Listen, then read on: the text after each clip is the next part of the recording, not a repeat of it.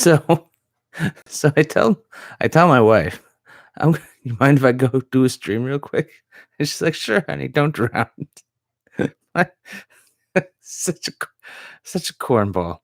And man, I was looking over the numbers of the episodes and like I know I'm doing this for myself when I see one view on a video.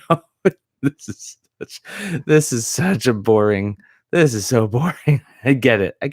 But I'm doing this on principle.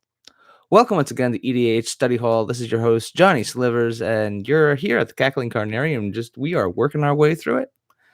Day by day, card by card. There's only one way to eat the elephant, and that's one bite at a time.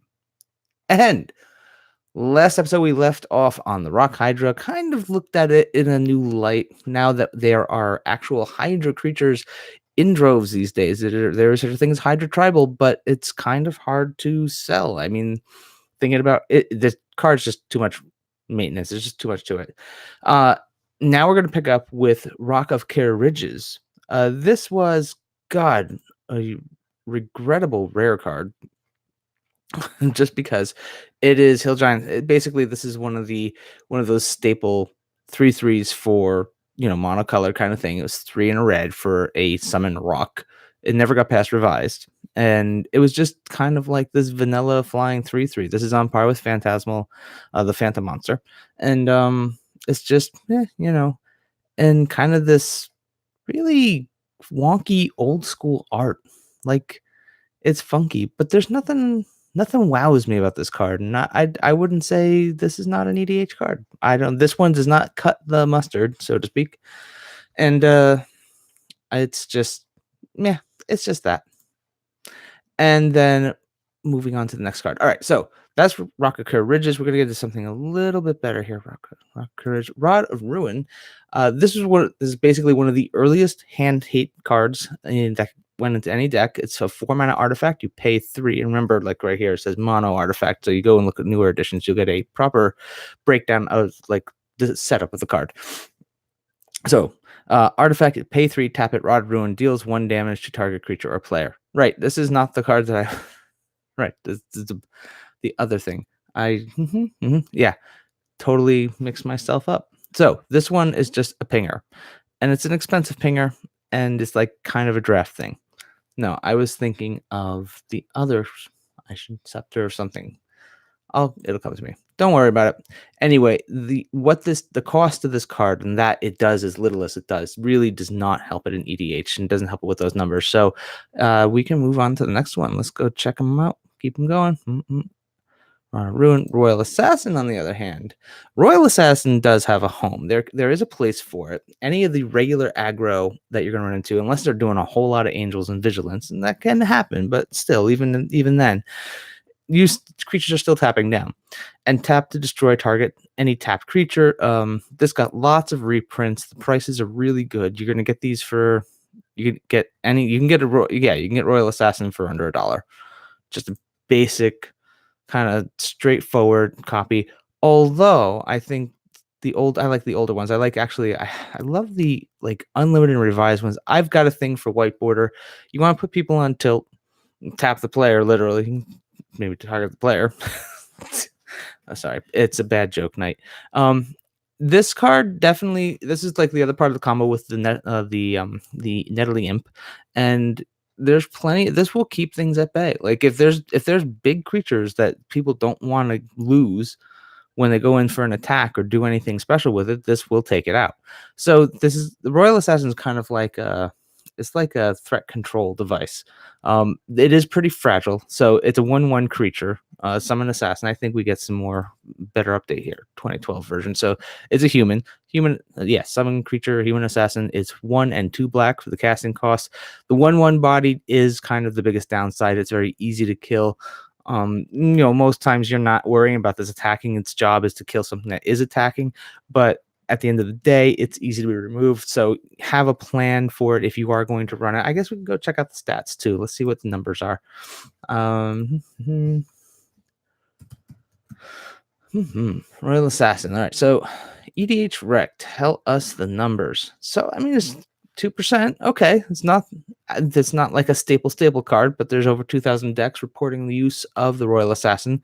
So it does have this kind of, it has something to it. It does give you a little something to work with. And I think there's merit to it. I think you can find a good home for it, but you got to make sure that it ties in with a strategy that you're running. Just throwing this in there on its own, it's going to get eaten up by something. It might make you like a temporary threat, so 3 players are going to prioritize you, because if they don't want you destroying their primary threats, they are going to take this out. So just keep that in mind. Just when you build with Royal Assassin, make sure it's complementing what you're already doing and it fits the strategy. Otherwise, it's just kind of like one of those cards gonna hit the field and not last very long. So food for thought. All right, getting on back to the list. Click, click, click. I'll click through too many of those. I gotta stop doing that. All right, Royal Assassin. Now we have Sacrifice. Sacrifice, I think there's a couple other versions of it, and I think this didn't get past revise, and I want to go to Scryfall just to make sure I'm getting Oracle text right. There we go. All right, Sacrifice. So it's an interrupt, aka instant. This card didn't get to the instant. Interrupts didn't get shifted into instants until much later in the history of the game. So 1 black mana for an instant. Sacrifice one of your creatures to add to your mana pool any number of black mana equal to the creature's casting cost. So basically, you can, I don't know, like metamorphose one of your creatures. The metamorphose. Metamorphose is another one. There's another one. So this is like a black mana, specific to black mana too. Okay, so this is funky. This is kind of like you could take, I guess this would work into a reanimator deck as like some fast mana, I don't know, more mid-game. I want to see what's going on here. I don't think it's that popular. No, it's only 320 decks. That's not a lot. It's a cheap card. And the downside is, unless you've got really good death triggers. However, with Eldraine, one of the spoilers that came out for Eldraine, what was that? There was one that came out. Let's go check Mythic, see if it got posted up there. The new dragon, the one that where anytime something dies, you get to draw a card kind of thing. Mythic spoilers. Let's go check. Where is he? Where is that new Jundi dragon? Oh, there's some nice stuff in here. All right. Scroll down. Where was it? Oh, here we go. Yeah, this guy right here. So, Korvold, Fey Cursed King. So, whenever he enters the battlefield or attacks, you sacrifice another permanent. Whenever you sacrifice a permanent, Okay, so this actually, in this deck, when you sacrifice would actually work in this deck. You would get a bonus onto Korvold. Korvold will get the bonus, I believe. Whenever you sacrifice, it just doesn't matter what you just sacrifice something. Oh my god, the infinite sacrifice loops on this and draw. Whoa, that's oh man. Okay, so yeah, this is where we get into a tangent and we find our way into so infinite loop sacrifice, and then a card like sacrifice fits into that deck. You get some black mana off of that one. It's really just a ramp spell, but because it requires a creature to be in play, it makes it not as strong as you would want it to be. You're counting on stuff on the board, and you're counting on something with a decent enough casting cost to be worth your time. So it's not I don't know. It's maybe in the new Korvold deck it might have a home, but I have a feeling you're gonna have much better options to go with. So I wouldn't worry about this card for EDH. I don't see it as a strong option, and that will be most of your beta set. In the old core sets, a lot of that stuff has fallen by the wayside to better, faster, more reliable kinds of things. Semite Healer, oh my god, just burn it in a fire. Burn this card in a fire.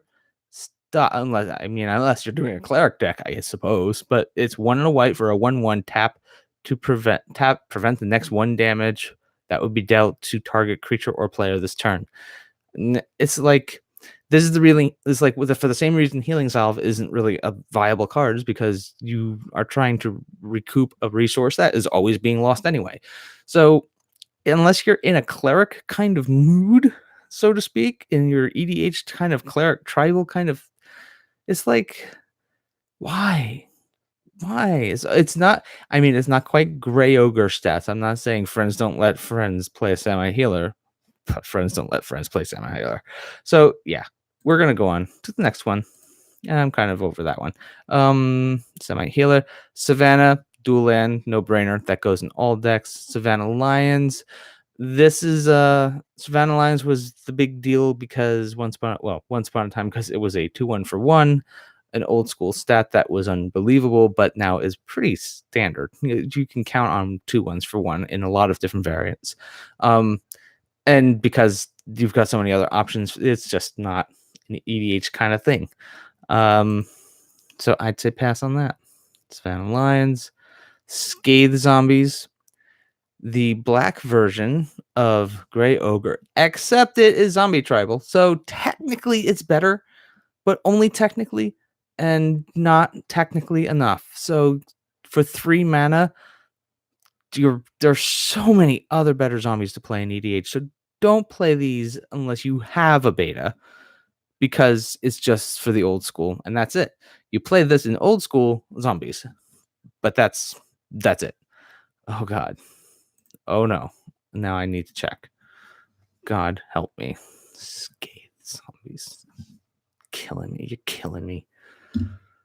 Oh my god. Gotta be. What? Really? There are 10 decks playing this card? There were 10 this is good. I'm got whiskey tonight. I'm glad I got it. Yep. Scathe zombies. They drive you to drink. All right, let's go ahead and get to the next one because God, I cannot end on that card. Scavenging Ghoul. Scavenging Ghoul is another one never got past 4th edition. This one, they cut that one pretty early. And the way this one worked out, yeah, see, I'm even. Let's read it. Okay, 3 and a black, you get a summon ghoul. I'm be curious to see if they eroded that to be an actual zombie. It is a 2/2. Okay, at the beginning. All right, so at the end of each turn, put a corpse counter on Scavenging Ghoul for each creature put into the graveyard during that turn.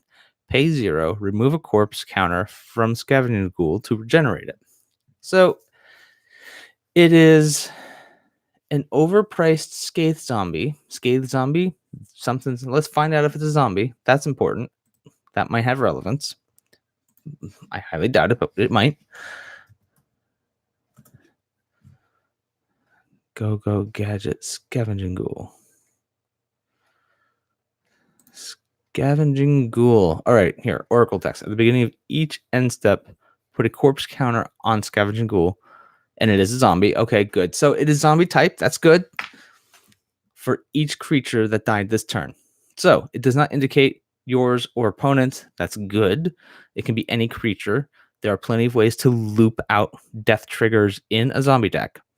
Was it for each creature that died? So you can stack that up and make this a permanently regeneratable. Yeah, regeneratable. Remove corpse counter for. Okay. Regenerate Scavenging Ghoul. Okay, not the worst card. I know it's like it just seems like a dud on the face, but ultimately, a 4 mana for a 2/2 is rough. I'll give you that.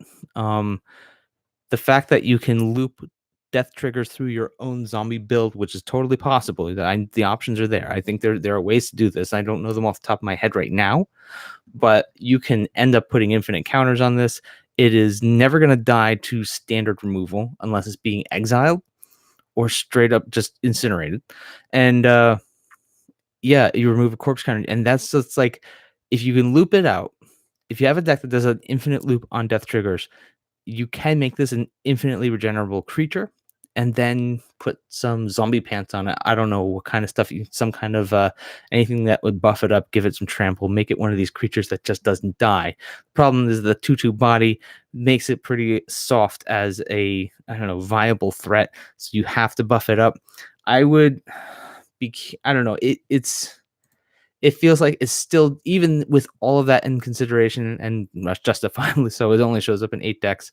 Is like there's just too much, kind of like with the Rock Hydra. Like with the Rock Hydra, to keep that in play and keep it viable, there's just too much work to go in. That was the problem. There's not enough supporting this card, and as soon as it just gets wiped, it's just, yeah, I don't know. Nice. open thought process, but not a thing. I think it's a maybe at best, and I would say pass. All right. So that was Scavenging Ghoul, Scrubland, OG Dual Land, auto include if you have it, and just keep that if you're playing dual lands in your EDH deck, make sure you have it in a lockbox or something. All right.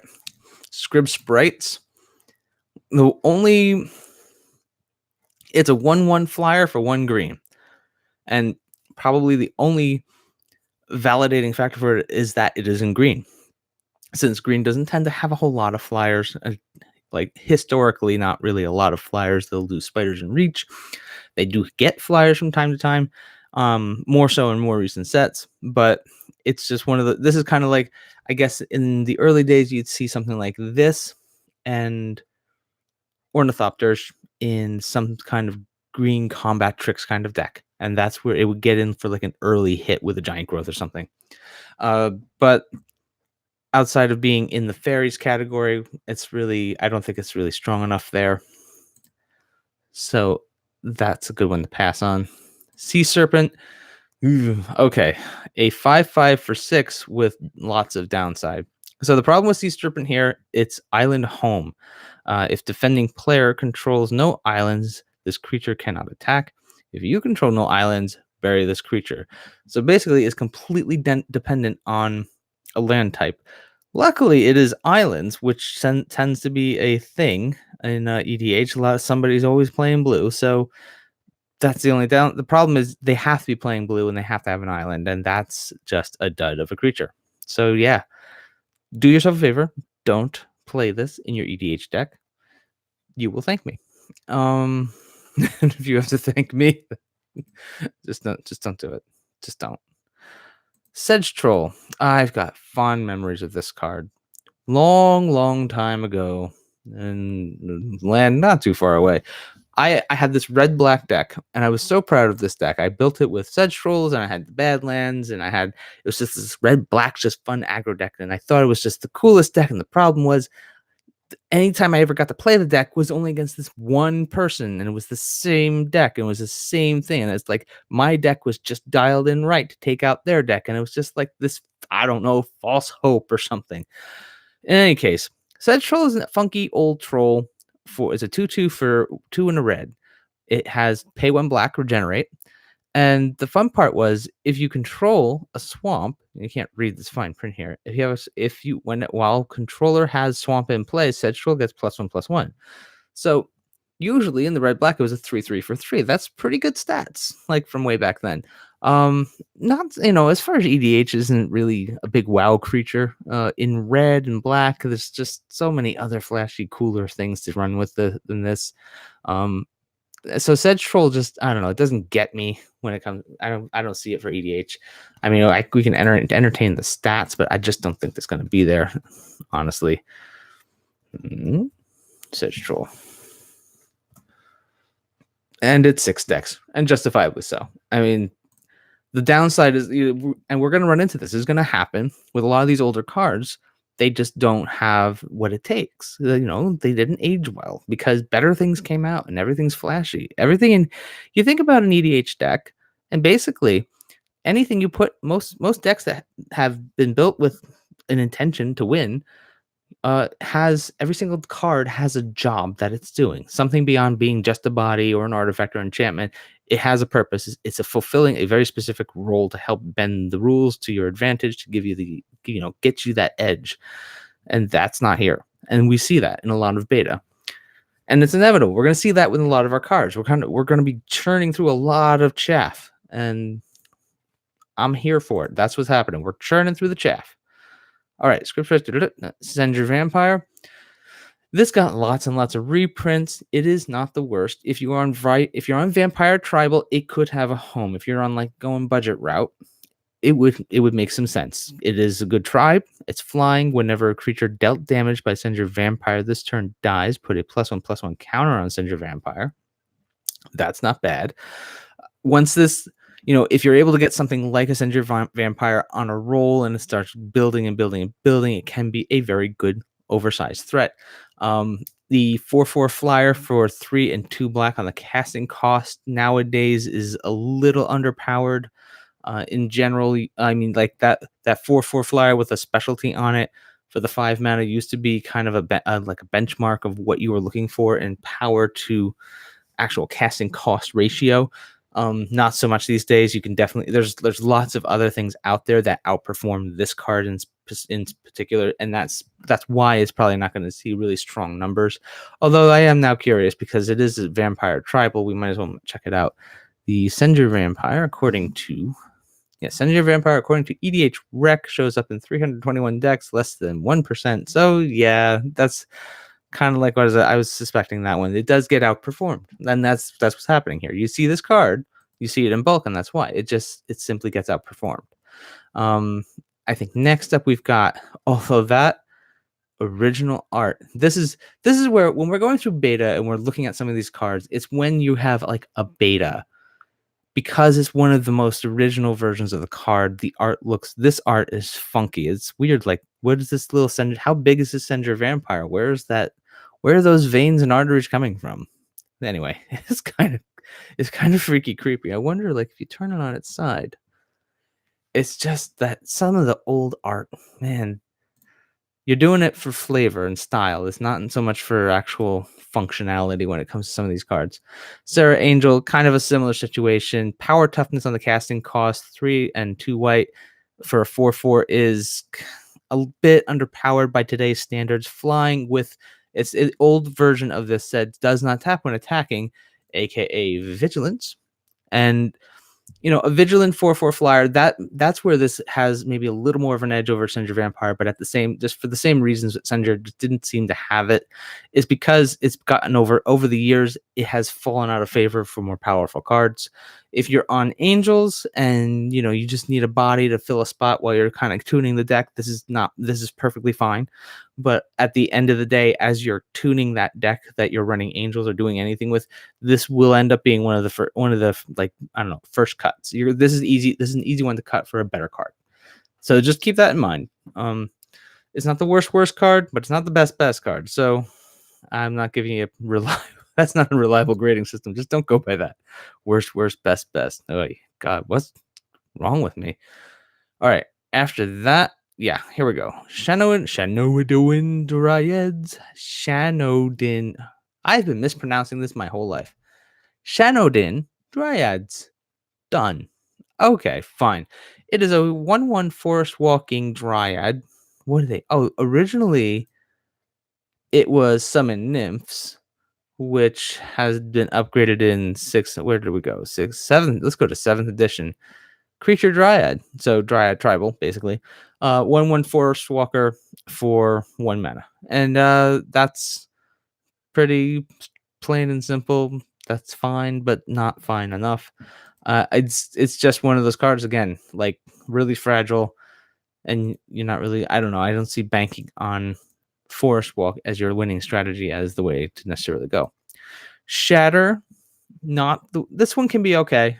I mean, I don't think it's this. I don't think it's as great as others. I think you've got other options for killing artifacts in red that do the job better. But it's gotten lots of printings over the years. It's straightforward. There's plenty of targets. So let's say if you have a Shatter and you're working with a budget EDH deck, there are always targets for this card. Just make sure you're shooting in, pointing at the right thing and kill that Soul Ring. You just kill that Soul Ring or that Mana Crypt or whatever. But you're not putting a useless card in your deck if you play Shatter. You're just playing a card that can be outperformed by other cards that do the job better. So that's the only thing. So yeah, but plenty of targets in EDH for Shatter, but I would dig around. Let's go ahead and check out Shivan Dragon, printed into oblivion, and at one point in time, more expensive than Black Lotus. Can you imagine that? I can't believe it. I mean, I've seen it, but it's not believable anymore. At one point in time, the Shivan Dragon was a $20 card, and that technically in the earliest days was more expensive than a Black Lotus. God help us. Somebody has that story. Someone has that story. They bought a Shivan Dragon over a Black Lotus when the Black Lotus was cheaper. That poor soul. Anyway, the Shivan Dragon is kind of this vanilla beater. It's kind of the old school stats, the 5/5 for 6, it with the flying, and you pay the red, and the Shivan Dragon gets +1/+0 until end of turn. A self-buffing kind of creature. It's just kind of like this benchmark of where things used to be. But again, always, as always, there's always something better to play. Um, Especially for the fact that you can get 5/5s that cost less than 6. That's the other thing. Um, so when in Dragon Tribal, there's a lot of big beaters that tend to have a little more diversity to it in terms of their ability. They can better reach. Just there's just better options, and that's part of the reason you look at the price points here. This card is a 50-cent rare, and that's why you can buy them in the bulk bins. So Shivan Dragon, OG favorite. I like the art. The original art's pretty cool. If you got an original Shivan from like, let's see, this artwork, I think they ran that artwork up to. Did I say artwork? What's wrong with me? What is wrong with me? So here, you got the unlimited version. I know it's in revised 4th, 5th edition. Yeah, they did it up to 5th edition, 7th edition. That's where some art changed. I want to find out now. Let's go scrolling through here. 9th, 10th. Interesting. Okay. I guess did they drop it for 6th? They must have dropped it for 6th edition. And then when it came back in 7th, got a makeover.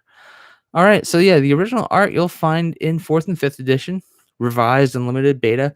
It's kind of like right now the artwork I kind of did some coloring over, digital bad artwork altering over it for my channel page and all that stuff. But yeah, put the neat nerd glasses on, pocket protector, and the shirt, and there it was. That's my nerdy Shivan Dragon. And yeah, it's just like that's the original. I don't know, the original Timmy card. Is it Timmy? I think it's a Timmy. Yeah, sure. I'll go with that. But it's not. Nope. I'm done rambling on that. If you got an original for the artwork to show off a really cool old card, that's about as far as that goes. Now, Simulacrum. That's Solemn Simulacrum. Okay.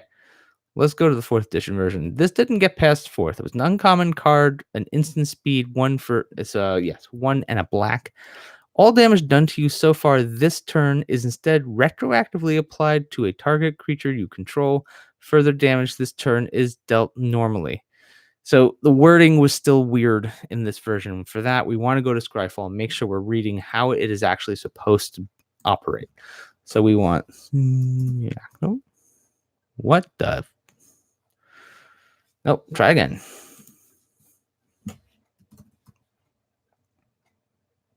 Am I having what is wrong with me?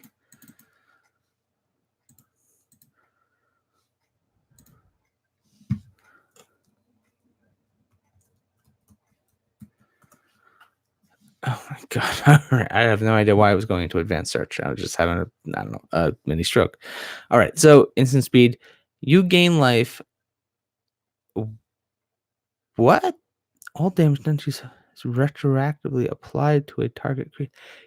The wording is different now. When you gain life equal to the damage dealt to you this turn, Simulacrum deals damage to target creature you control equal to the damage you dealt this. Wait, what? What? Is this right? I think, do I need to go to, is it Gatherer that I need to go to? Oh, God. Gatherer. I gotta double check this. That's so weird. That might change everything, maybe. Oh, my bad on that glare.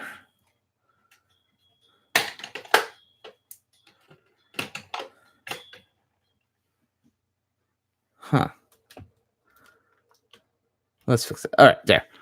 I'm just reading the cards. I don't know why. Okay. It was bothering me. All right.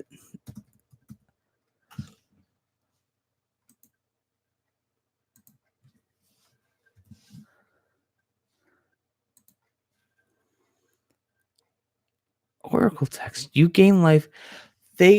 All damage done to you so far this turn is instead retroactively applied to a target creature you control. Further damage this turn is treated normally.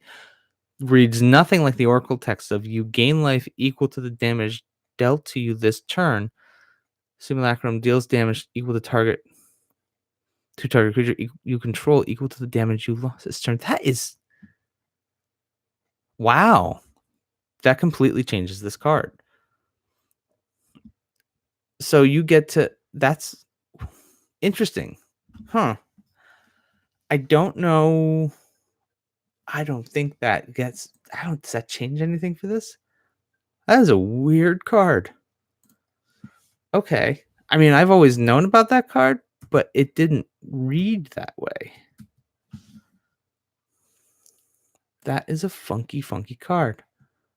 Only 63 decks. Yeah, it just the one off of it, you have to kill off one of your creatures in the process, but it takes all the damage, and that's the way it's worded out. It's all right, all the damage, right? You gain life equal to damage dealt to you this turn. The whole okay.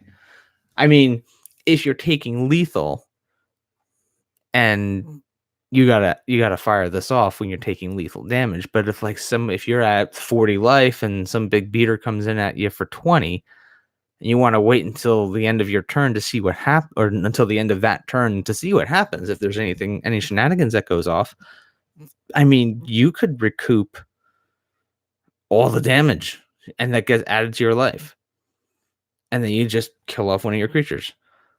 That's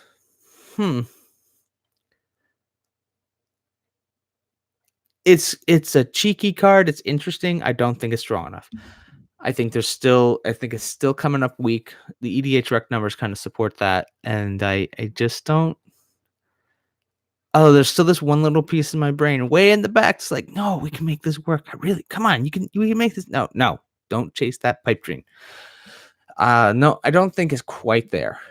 It's interesting. I think it's interesting that the way the Oracle text changes this card dramatically. I think what happens is people see this and it's like, oh, I take damage. All of that damage just goes to the creature instead, and it's yeah,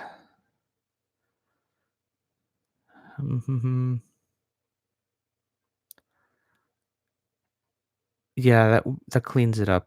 Okay, I'm not gonna dwell on this one. It's an interesting card. I'm not quite sure where I want to actually. I don't know where else I would want to actually apply it or how. But I'm gonna say, unless you have a very specific strategy that's counting on that, I wouldn't worry about that card. All right, Simulacrum, Sinkhole, Siren's Call. Sinkhole. I gotta wrap this up soon. Okay, so Sinkhole got a reprint in Eternal Masters. It's 2 black for a sorcery. Destroy any one land. 2 mana land destruction is bananas. That is, they stopped printing it in Unlimited for a reason, because that was busted. Fun fact, it was common in Unlimited. This is a $13 uncommon. It got reprinted in Eternal Masters as a rare, and it's still a $4 rare. But it was a common. This is a pauper playable card.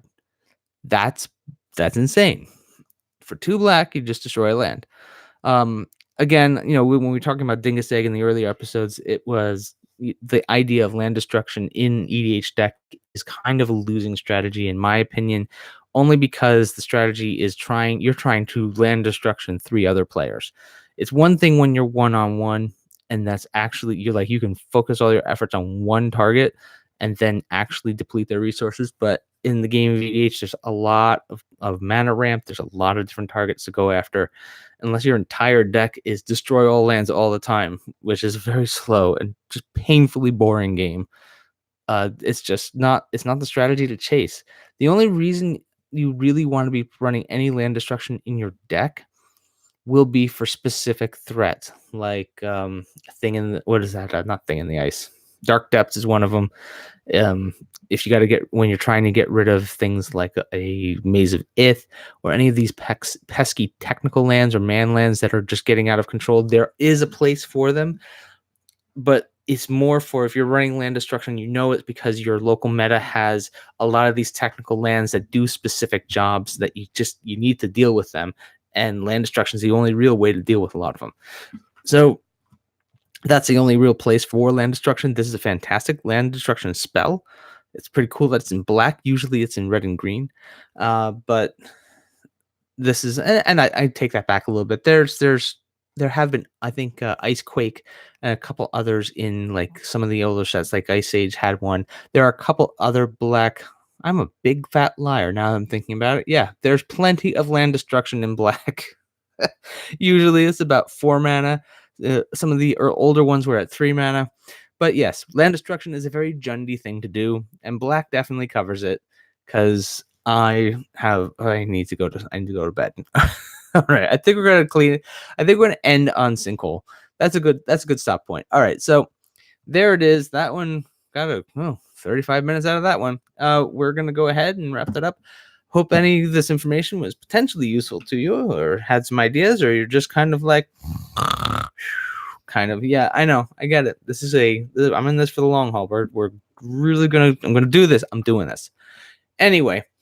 Leave a comment, like, subscribe, all that YouTube stuff. But you can usually find me more on Twitter at Johnny Slivers. And until next time, may your top decks be epic.